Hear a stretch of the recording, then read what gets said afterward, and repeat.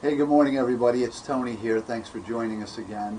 Today we have a great guest, Bill Baumel, and we're going to be talking about venture capitalism. He's with the Ohio Innovation Fund. Yeah, sorry about that. No problem. And so we're going to be talking about that, a little bit about your road to here, but I want to be talking about how you guys help companies, what type of companies you help, of course, and just about the industry as a whole. So tell us about your background, because you've been in this business for a long time. Sure.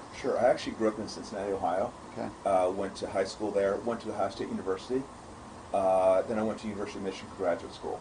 And while I was there, there's a professor, David Brophy, who taught the venture capital course, and he had actually played hockey at Ohio State, so we had some mutual ties to Ohio, and I became his teaching assistant. And we created the Office for Study of Private Equity Finance. That was the first of its kind of as an office to study and interact with venture capitalists. Is it still there? It's still there. It's actually now a center. Okay. It's now the Center for Venture Capital. Yeah. Is your name on there? No, but I claim to be one of the founders. He actually does credit me with helping him out. But and I was very fortunate in that I was going to go off and do consulting in Boston. And in April, about 2 weeks before I had graduated, we had an advisory board meeting. And Bart Holliday, the managing partner of Brinson Partners, which is now Adam Street Capital, that was run by Bon French then for a while, came in and said, "I need an associate." And told Dave that. And Dave said, "Bill is your person." And so I flew to Chicago, came back the next day, had an offer, and I was off in venture capital in Chicago. So I spent about 5 years in the Midwest doing kind of getting my feet wet in venture capital. A lot of companies in Chicago, Minneapolis, but also a lot on the East Coast. Quite a few in Boston, a little bit in New York, a little bit in Atlanta. And then about 20 years ago, had the opportunity to go out to Silicon Valley. Well, let me one second. Yeah. So you graduated from Michigan, 95, 94, right? Yeah. Somewhere around there. So only because now the world was a lot different. It wasn't all that long ago. It was a lot different. I mean, email, I think, was kind of becoming more prevalent A little bit, within companies. But still, so was it mainly still technology? Did you get, even in Chicago, I mean, what type of companies did you start with? It was interesting. Chicago got me, because I'm not an engineer, so I don't have an engineering background, so I'm very unusual from that perspective in getting into tech venture capital. I do both tech and med tech, but at the time, like you said, the internet was just starting out. And so what Brinson Partners, they started noticing that, hey, there's a lot of stuff going on in wireless and something about what's called ISDN modems and all this stuff going on, and this something DSL, ADSL stuff. We need someone to understand that. So they actually sent me to training at the time as Ameritech before the consolidations, which was one of the regional Bell operating companies, and to Motorola, and to different places to learn about different wireless and networking technology. So I actually started out mostly in telecommunications and a little bit in software. Okay. And from telecommunications, I branched out, a natural branch, and then in enterprise networking. Okay. And then from there, eventually, most of my funds have been about 70% technology, 30% med tech. So that kind of got me exposed to the med tech piece as well. But I actually started out in telecommunications during the big boom. And I actually, one of the companies I founded in Minneapolis was the first fiber to the home, fiber to the building company. At that time, there's a lot of people would say, "Geez, fiber to the home, fiber to the building, it's a couple decades away." Right. And on the home side, it was, but on the to the business, that's where we got started. And actually, it grew. And eventually, had partners like Corning and others that had an interest in it. And now it's part of the public company called Calyx. The two kind of merged together and out there. So that's kind of how I got my start. Well, good. So then that from the Midwest, then you went out to Silicon Valley. Then I went out to Silicon Valley, spent 20 years there.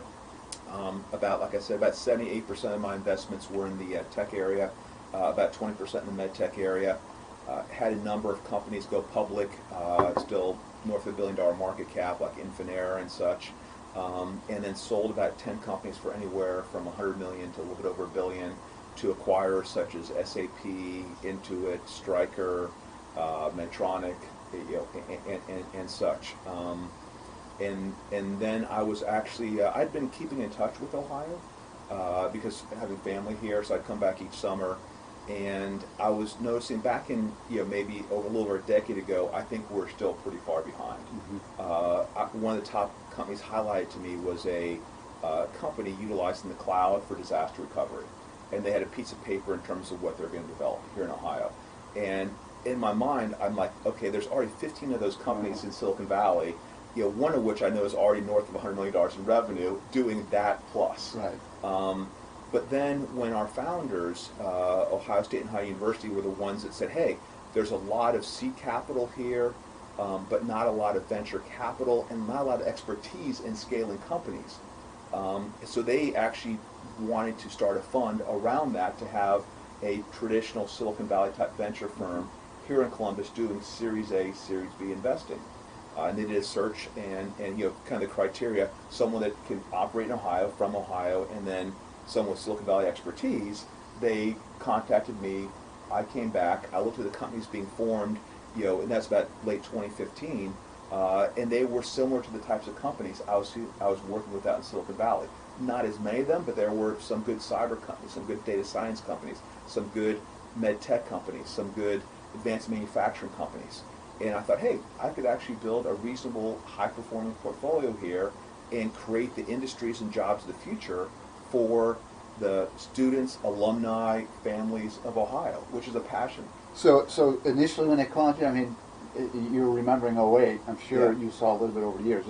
Your first instinct was, no, I don't want to step back in time. Yeah, And then you looked it into was, it a and little more. then I looked through. I looked through the portfolios that I saw in some of the Seastage companies that were out there, and what potential those companies might have. When you say Seastage, Yeah. explain a little bit of it. Just Sure, absolutely. As far as we fit, typically someone will have an idea, and usually, and what people also understand is that, like in Silicon Valley, Fairchild Semiconductor, that there'll be one company, and then that becomes successful, and out of that came Intel, National Semiconductor, Klein Perkins. I'm hoping the same thing happens here, where out of a company like Aware here in town, that is successful, and then there's multiple, the VP of engineering, the VP of marketing, the head of product, the CEO want to start new companies. Mm-hmm. And so they need either this software idea in cybersecurity. And they'll need some initial capital to kind of do a proof of concept, do an initial software build, maybe a few $100,000, maybe $1 million, and they'll go get some seed investing. Very risky, early investment. And what stage is that? That's the early seed stage. Okay. And then, it might be one person, it might be a handful of people just working on the basic product. What is it, starting to build it, maybe starting to reach out to initial customer two for market validation, product market fit, and figuring out that product market fit. As they get down that and actually have a product that is defined, a product that is being built, a product perhaps going into POCs, proof of concept at customers, then like, okay, we need some venture capital or Series A round, which is where we come in, that then helps us build out the team, helps us continue to build out the product, helps us take this to market with a sales force, maybe not a huge sales force, but a few people.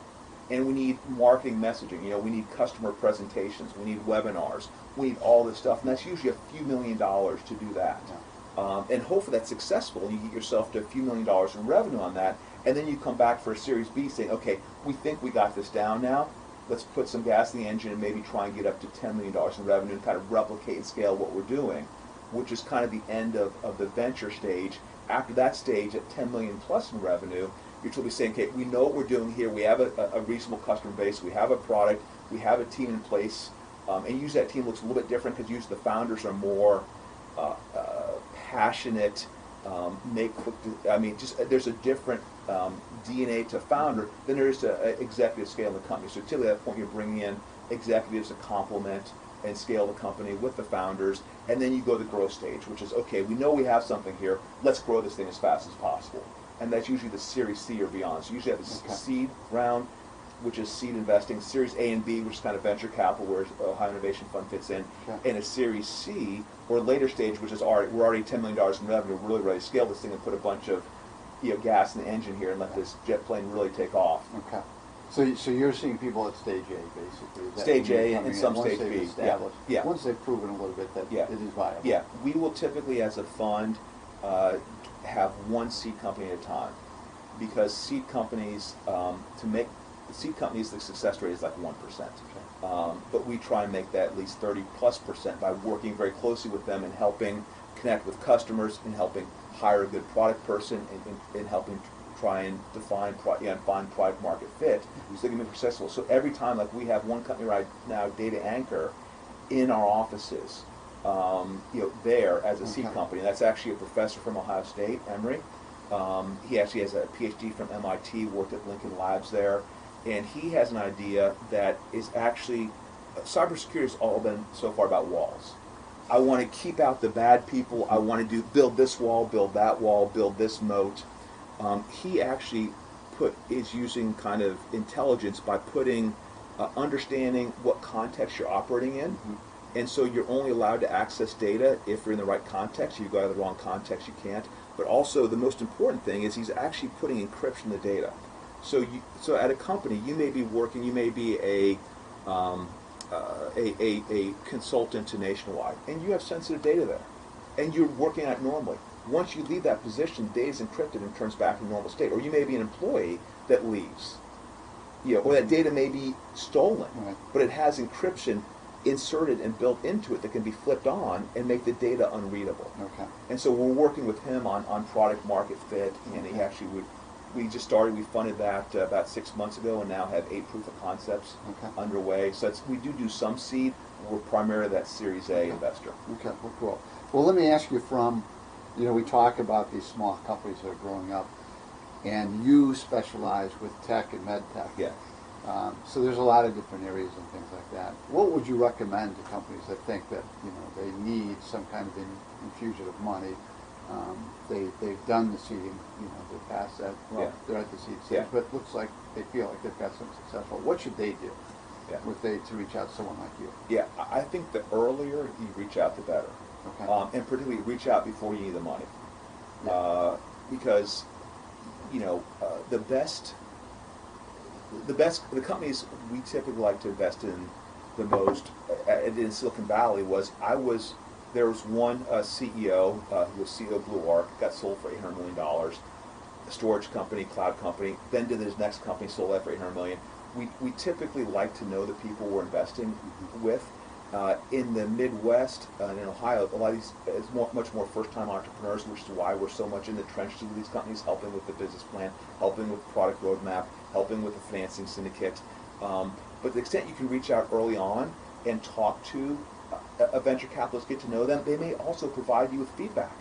And it's not time to invest now. We're just at seed stage, but here's what we're doing. Get their feedback, get their buy-in, get their so you can kind of, it's a great feedback point. And they may even say, hey, you know what? You got to talk to this potential customer or that potential customer, what have you. And you build that relationship up so that when you're going for the financing, you have that relationship and they know what you're doing, they're bought into it, and they like what you're doing.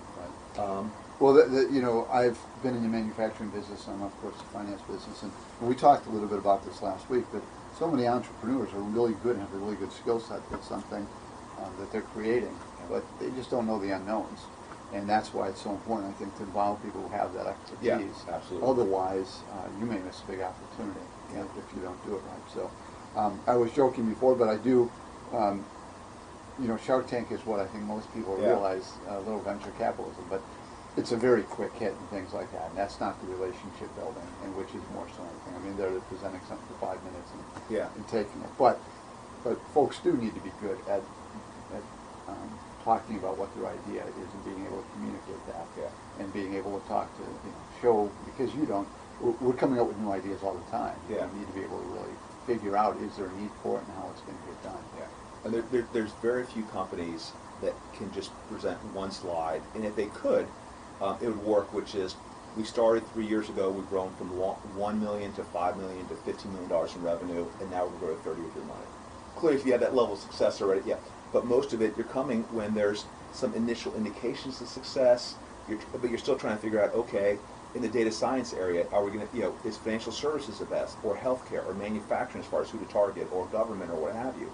And really getting that feedback, expertise, and relationship going is critical, and increases your success rate, tenfold in terms of, venture capitalists is bought in, they understand what you're doing, and you're also not wasting your time, because through that process, it may be a good relationship, it may not be. And you as an entrepreneur are going to find that out, is in terms of this venture capitalist I'm interacting with, these are just conversations where they're not invested. the conversations get more difficult once they've invested, right? And things don't always go smoothly. So do I have a good interaction going with them? Is there a good rapport? Is this venture capitalist adding value? So it's almost a diligence perspective, a diligence item for you as an entrepreneur. By going early to venture capitalists, you get to know them, you get to know their styles, you get to know how they can help you, and if you can work with them or not. Yeah. Well, and they're plugging in, using you as an example, they'd be plugging into your network. Yes, absolutely. Your experience of having done this since the mid-90s and everybody that you've come across and things. So, but I think more than that, they hear hard truths, which oftentimes they don't want to. So you have to come in without an ego, without an attitude, and think and listen and try to learn. Too. Yeah, in venture capital, in scaling these companies, I mean, it's very different than in large companies where it's like, okay, there's an issue. How do we manage this? How do we communicate? How do I maybe move that aside?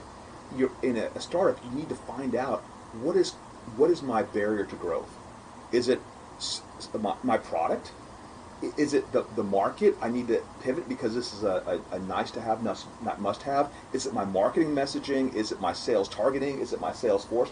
And you need to find that out as soon as possible, because if you don't, you're not going to get that next round, and you'll be out of business. Right. And so it's a whole different mindset as far as transparency, openness, and actually trying to find out information that and peel back the onion in terms of barriers to growth and address those issues. And one other thing you mentioned the expertise. For example, one of our companies, Aware, a cybersecurity company here in town that's now partnered with Facebook and Microsoft, when we did the diligence, we brought in a fellow, Mike Hughes, from Silicon Valley.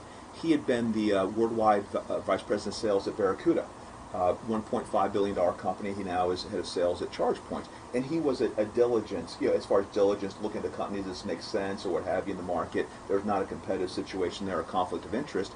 And now he's on the advisory board.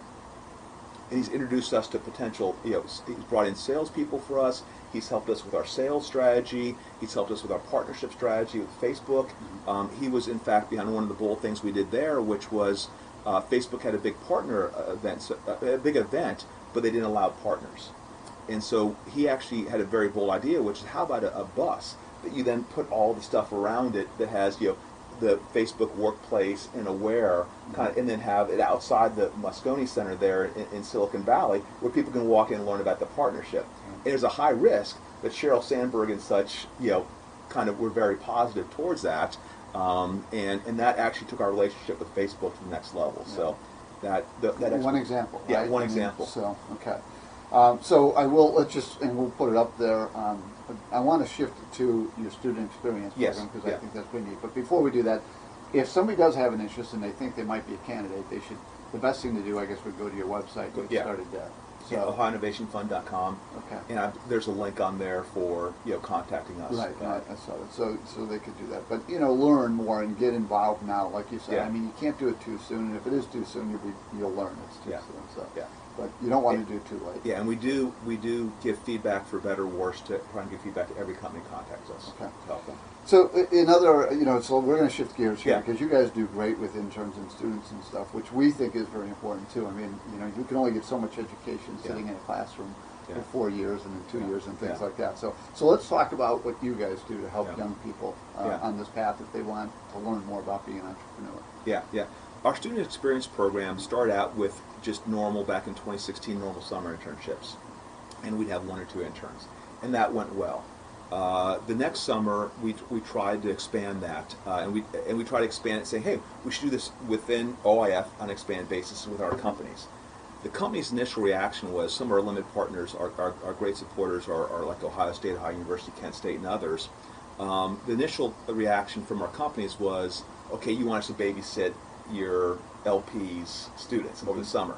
So we actually expanded our program internally to handle a larger number of interns, and then started having them do projects for our companies. These were like partnership strategy, potential partners, potential acquirers, helping with business models, a host of different projects, and that went really well. So now we've got ourselves in a situation where from an internship program to student experience program, because these interns were primarily juniors going their senior year, and said, I wish I would have been exposed to this a little bit earlier. I probably wasn't ready to come in here and help, but so then we added a shadow experience, a one-day experience where students can come in and learn about venture capital. We actually maybe have them live on a diligence call, or or what have you. Kind of get a little bit of experience to understand. There's one lady that came in that had an interest in art, interest in marketing, a little bit of technology. She went to Aware and learned that she could bring all those things together in terms of user experience, the impact on for software. So that was very. So how early before junior, senior? We have freshmen coming in. Okay. Yeah, we have. So we will probably have somewhere around 50 students each year. Probably about 10 interns. 5 or 6 during the summer, and then we have 5 or so during the school year that maybe at 10 hours a week, based on their schedule. And then we'll have about 40 shadow experiences each year. And so we'll touch about 50 students, either exposing them to or giving them in-depth experience in venture capital. And that has now spread to our companies. Right. Aware had, I believe, 5 summer interns just this summer, and have had 15 interns, college students, over the last year. Yeah. And as far as what happens with those, our head of director of marketing and communications, Katie, she was an intern from Scripps College at OU. Jill Radersdorf, actually one of our key investment personnel, actually came through the program from Ohio State. Okay. And actually one of our interns from the previous summer has formed his own company, esports company called eFuse, just raised over $1 million as a seed investment, and has, I believe, 9 of the top 12 YouTube esports e-gamers now partnering with him as he launches his platform, as well as major colleges like Ohio State. For now, they're starting to do almost like esports recruitment, esports scholarship, esports combine. He's helped to provide the infrastructure recruiting for rating gamers based on their performance online and all those sorts of things. So we see another one of our interns is going to Aware to work in business development. Another one of our interns, Faith Voinovich from Ohio University, just joined us as associate. Another one is interviewing out at Google. So I mean, they tend to really enjoy it, and then it shapes where their careers go. Okay, well that's awesome. So same thing. Go to the website if you want more information on that. Ohio Innovation. Yeah, and we have student experience programs shadowing throughout the year. Okay. So every month we typically bring in 2 to 3 to 4 students, kind of 1 per week. Yeah. And Jill Radersdorf runs that program for us. Oh, that's awesome. Okay. All right, so I'm going to come back, Bill, in a second. I just want to make one point. Eileen, if you come to the website here, so in 4 weeks, we're actually starting a little book club with these meetings that Phil and I will get to discuss. So, so Homo Deus is the book that I have up there. Oh, okay. I guess we don't have screen share, so I'll just talk. Homo Deus is the book that we're going to be talking about a month from now. So if you want to be part of that discussion, read that. It's by Yuval Noah Harari, but we'll have that up on the website if you want to see it. A precursor to that book is Sapien. So it's about the growth of humankind and Homo sapiens, so very interesting. But anyway, I want to come back, Phil. Thank you. This was great. I appreciate it. You taking the time. All right, great to be here. Please, I mean, I'm a big in the students and wanting to grow and get that education. So go to the website and check that out, and if that's of interest to you. But thanks again. Thank you. And good luck to you. And we'll see you all next week.